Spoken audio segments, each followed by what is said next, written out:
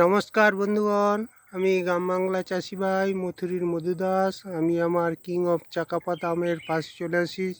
দেখুন, এখন মাত্র হচ্ছে যে আহ, এপ্রিল মাসের আজকে 11 তারিখ। 11 তারিখে দেখুন আমার কিং অফ চাকাপাত আমটি এই বছর কত বড় হয়েছে। দেখুন, হাতে তালুর সমান হয়ে গেছে। এই দেখুন, প্রায় হাফ চাক্ষরের বেশি। আমটির ওজন প্রায় 300 গ্রাম হয়ে গেছে। এই দেখুন, এই থোকাতে 16টি আম ধরেছিল। 16টি আমের মধ্যে এই দুটি আম আছে। এই দেখুন, এই একটি আম, দুটি আম আছে, আর বাকি সব আম ঝরে গেছে। আর এইগুলোতে দেখুন সব অনেক আম ধরেছিল, এইগুলো সব আম ঝরেছিল। আর একটি আমের ওজন প্রায় 1 কিলো সাইজের হয়। এই দেখুন কিং অফ চাকাপাত্রী, এই দেখুন আমার হাতটি যত বড়, আমটি অত বড় হয়েছে। এখন যদি আমরা তুলে ওজন করি প্রায় 300 গ্রাম হবে। এই দেখুন কিং অফ চাকাপাতের কালার দেখুন, কি সুন্দর অসাধারণ কালার। এই দেখুন রং আসতে শুরু করেছে।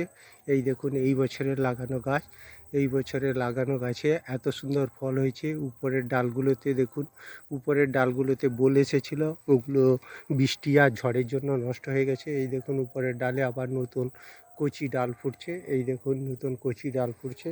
এই দেখুন কিং অফ চাকাপাত আমটি কত সুন্দর হয়েছে। এই এই বছরের লাগানো গাছে মাত্র 2টি ফল হয়েছে। 16টি ফল এসেছিল, 2টি ফল এসেছে। আর এই 2টি ফলকে আমরা পাকার জন্য রাখবো। আর এই আমটি খেতে খুব সুস্বাদু। আর আমার যে এই 2-4 দিন আগে 4টি আম ছিল, 4টি আমের মধ্যে 2টি আম পড়ে গেছিলো। এই আমটাকে আমরা ঘরে নিয়ে খেয়েছি। খেতে খুব মচমচে, খুব সুন্দর লাগছে, টক ভাব কম আছে, আর মিষ্টি আর অম্লের এত সুন্দর কম্বিনেশান, আমটিকে খেতে খুব সুস্বাদু লাগছে। আর নমস্কার বন্ধুগণ, এইরকম ভালো ভালো জাতের কিং অফ চাকাপাত লাগান। এই আমটি খেতে খুব সুস্বাদু, আর এটা একটা উচ্চ ফলনশীল গাছ।